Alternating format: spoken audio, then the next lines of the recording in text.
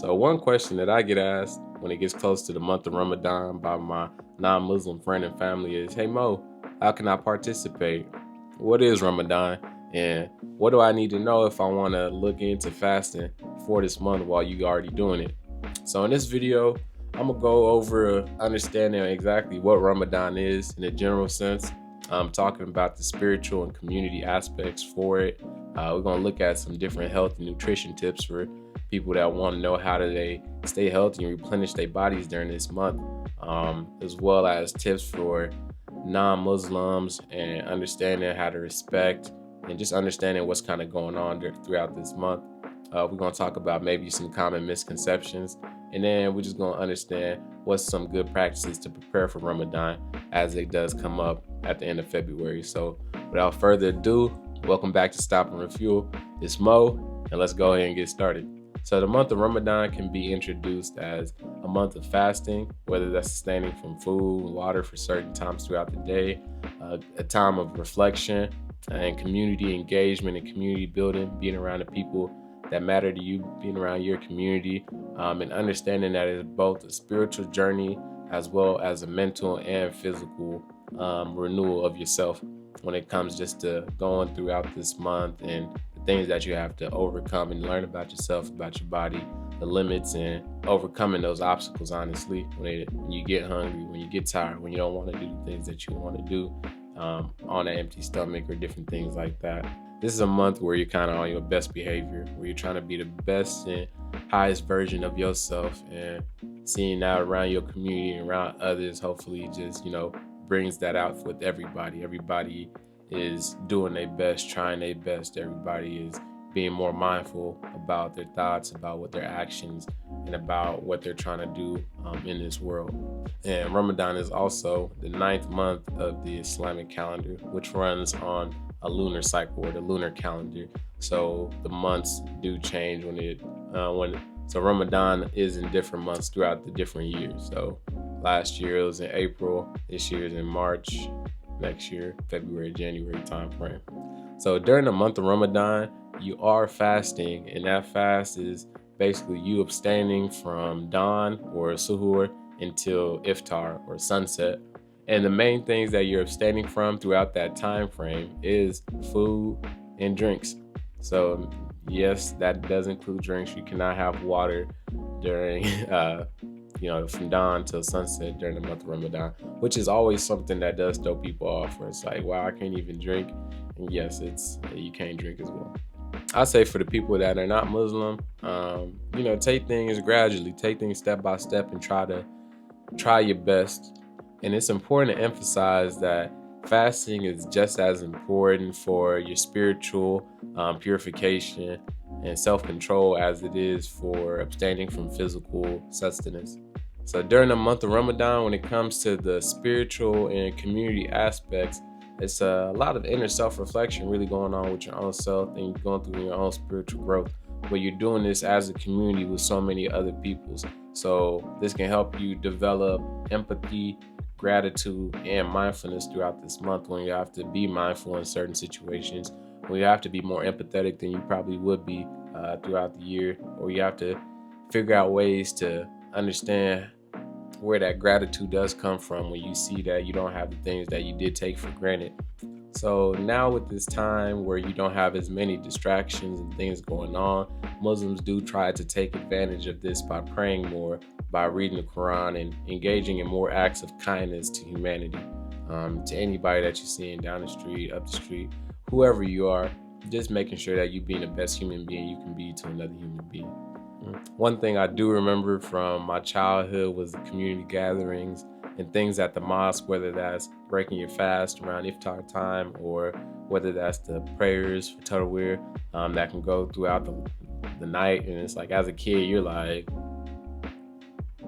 when is it going to be over? Because some people just be picking the biggest parts of the Quran that they want to read out of and, showcase their knowledge. And also it's good to, do that during the month of Ramadan as well. And from this sense of community, you can see all the good things that can be done when it comes to people donating for charity and just encouraging people to do the same and encouraging people to be their best selves and their best beings. And that way it's just like a month of positivity where it's like whatever you're trying to achieve, you know that you got people behind you. You got God behind you in a way in this month, just trying to make sure that you can be the best person you can be so you can get to where you're trying to go, which is, obviously up there.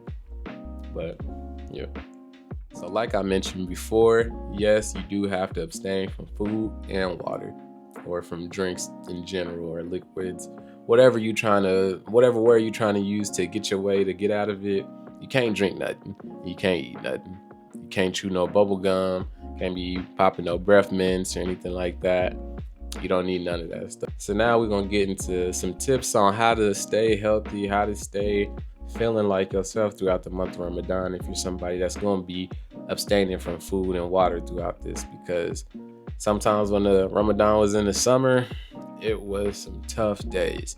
When it being in winter and that sunset so early, it does feel a lot easier and stuff. So we're just trying to figure out right now the best ways to approach this so you can stay healthy. So I'd say the number one key is when you do have time and it is time to eat or drink, please hydrate yourself. Please hydrate yourself. You should not be drinking 3 or 4 different drinks before you even get some water in your system to replenish what you need. Please drink water. Please drink water. Please drink water. All right, so first let's talk about suhoor, or your pre-dawn, pre-fast meal. During this time, you want to make sure that you can choose some foods that are slowly digestible, like whole grains, your proteins, your fruits, different things like that can help you get a good start on sustaining energy throughout the day. And drink lots and lots and lots and lots of water. And it's because this is going to be early in the morning, so it's like your breakfast is kind of now your lunch, your breakfast, lunch, dinner, or I don't know if there's a breakfast, not breakfast and lunch together, but just breakfast and dinner or something like that. Brenner, that's your Brenner. You basically eating dinner for breakfast or something. So this is your Brenner right now, and you trying to make sure that you get those slow digesting foods, your proteins, your berries, your fruits, your whole grains, things of that nature that's gonna keep you sustained and that your body can use this energy throughout the day until it is sunset and it's time for you to actually eat again. So hydrate and make sure that you get these slow digesting foods in your system, these proteins, these whole grains, these fruits, these vegetables, things like that. So throughout the day, just make sure that you're not, pushing yourself to the max when it comes to physical activities or things like that, where it's like, you're going to require yourself to have to drink some water, but also know yourself. I used to be a young kid and I'd be fasting, and I could go to a basketball practice or a football or baseball practice or try to make it through or try to make it out and stuff like that. Still putting some type of limitation on myself where it's like, hey, I'm still fasting now, but I'm out here putting it in, so I'm not making excuses for myself on why I'm not getting in the type of work that I know I need to get. So now let's say we done made it throughout the day and it's time for iftar. It's time for sunset. You see that sun going down and it's almost time to eat. You can taste the food. You can all that. It's just like you're just dreaming about it. You're thinking about it. So what a lot of people do traditionally is they eat dates and drink some water or some tea. Dates are a type of fruit. I don't know too much about dates to explain it to y'all, but they got some pitted dates and non-pitted dates. They're kind of like, it's like a sugary giant raisin. It's like a giant raisin, basically, like that. And they taste good, but that's kind of just a traditional thing that people eat. You can choose your own way of breaking your fast. There's no right or wrong way. It's just something that gets your stomach adjusted to what's to come, because now you're going to follow up breaking your fast or iftar with a follow-up balanced meal. So that can include things like your lean proteins and vegetables and your carbohydrates, your rices, your things like that, to make sure that, all right, now I'm getting this meal in, I'm getting this energy in, so I can sustain myself and kind of carry throughout the night, and start eating little snacks or different things before it is time for dawn to hit again. And that brings me to another thing. you got to pace yourself out. You got to make sure that you're not just, spoon feeding yourself, everything. You got to be, mindful and understanding that you got a timeline between when it's time to eat and when it's time to stop eating. And whether that requires you going back to sleep at some point and waking up to eat again before it's time not to eat, it's like you got to figure that out and how you can realistically make it fit into your lifestyle, into what you're doing. Especially if you're somebody that's not used to or accustomed to fasting during Ramadan, where you can just wake up and eat when you need to at night to prepare yourself for the morning. I say another tip for nutrition is try to avoid really greasy, heavy, sugary foods that can, especially at night, that can cause you to crash later in the day, have you feeling sluggish, have you not feeling yourself, because now you're not able to try to, get some water or some drinks in your system to kind of make you feel better, or being able to take medicines or anything like that. So yeah, try to avoid those greasy foods, those foods that is not going to be good for you, those foods is going to have your stomach rumbling and bumbling and stumbling and just jumping. So herbal teas, waters, diluted juices, healthy juices and drinks and stuff like that, those are good for you. So another tip that I realize is maybe like a day, 2 days, 3 days, whatever you need before Ramadan actually starts. Try to shift your sleeping schedule to where you can get adapted to waking up early in the morning for suhoor and making sure that you have enough time to actually eat something. So it's like you're not waking up and it's like a race against the clock. Sun rises at 6 o'clock, and it's like you decide to wake up at 5:50 and trying to get everything you need for that day or to sustain you within those 10 minutes. And it can be done though. I mean, if you prep, you got a meal prep, or you know what you need to do, or you know how much you can eat and all these different things. If you plan ahead, you can time management your way to whatever you want to do when it comes to fasting and eating and making sure you get the things in your body that you need to get in. Because I know I've been somebody that's woken up and it's a race against the clock. Let me see how much I can get in my stomach before I know I'm not supposed to be putting stuff in my stomach. Another tip is don't use fasting as an excuse to not be active or to not move your body or do what you need to do to just stay healthy in general. So walking can help aid in your digestion. It can help keep your mind off things and stuff, or just simple workouts or simple movements can help you out, just so your body is feeling relaxed and not feeling that tense, so your mind is focused on other things, but don't burn too much energy to where you causing yourself to need to replenish at that particular moment.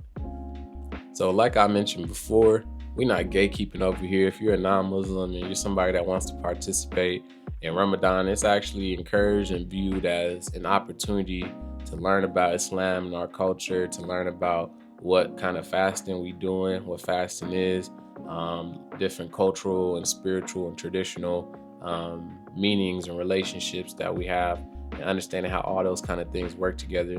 Because Ramadan is not just about abstaining from food and water.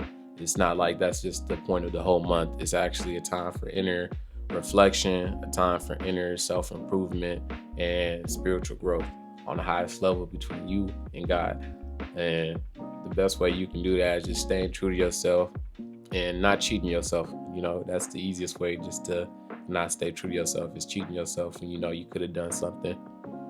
I'd say a tip, if you were ever invited to an iftar or to a prayer to come break your fast or to come observe the culture, just have respect for those that are fasting by being considerate of them, maybe their eating habits, their cultural norms in different spaces throughout the month of Ramadan, because it is a lot of different cultures that are being shared sometimes in these communities. Also, just showing your respect. So to break one misconception is, no, we are not starving ourselves. There's a difference between starving and fasting. And fasting is controlled. It's a temporary abstinence, and it's not self-intended deprivation of food and water and stuff like that. There are a lot of exemptions for things you need, whether you have medication that you need to take, whether you're elderly, for the children, for people that are sick, for people that are traveling, if you're pregnant, if you're a nursing woman, and other things that might actually incorporate to why fasting may not be a good choice for you to do. So it's not something that's like, a mandatory thing. If you don't do this, you're the worst person. You're not a good Muslim, all these different things. So if you see a Muslim person that may not be fasting during the month of Ramadan, also please respect them and don't, make a big deal out of it too, because you never know the reason why somebody may not be doing something. You never want to assume as well. So if you do see that, just try to keep that in mind. So as Ramadan does creep up, some good ways to plan for it is, prepare a weekly meal plan. It's like we in the gym. It's like you need to know what you better be eating that week, because you're kind of limited anyway. So it's like if you only got a few options or limited time to put stuff in your body, you might as well make sure that's the good stuff that you are, because you don't have any risk or any time or wiggle room to really be putting bad stuff into your body, when it's like you need all the nutrients and all the things that you can get so you can go on and have the next day be as productive or even more productive than the day beforehand. Just like we said, this is a great month to observe new opportunities. This means go ahead and set some personal goals for yourself, whether that's spiritual, whether those health goals, whether that's personal development, and try to stick with those goals and that plan to achieve those goals throughout the month. Another good tip is to organize yourself, organize your day, organize your schedule so you can find times to do the things that are important to you, whether that's making sure you have time to pray, your prayers, making sure you can make it to the community events or things that they got going on, making sure you have time to rest your body or rest yourself if you're exhausted, and also understanding what kind of things that you can change or reduce as you lead up to Ramadan. Let's say you drink a lot of coffee or you have a lot of caffeine, maybe see if you can lower your intake on that leading up to it so you don't have to experience any type of crash just from going cold turkey. The same goes for maybe heavy foods that you probably used to eat or anything like that. But it's just, being more mindful, being prepared. It's like you're kind of a manager for that month of yourself, and it's like you want to get yourself those best results. You want to see yourself perform the way you can see yourself perform, in the way you have the ability to. So it's just about staying consistent and just understanding who you are. All right, so to summarize, Ramadan is a significant month of importance.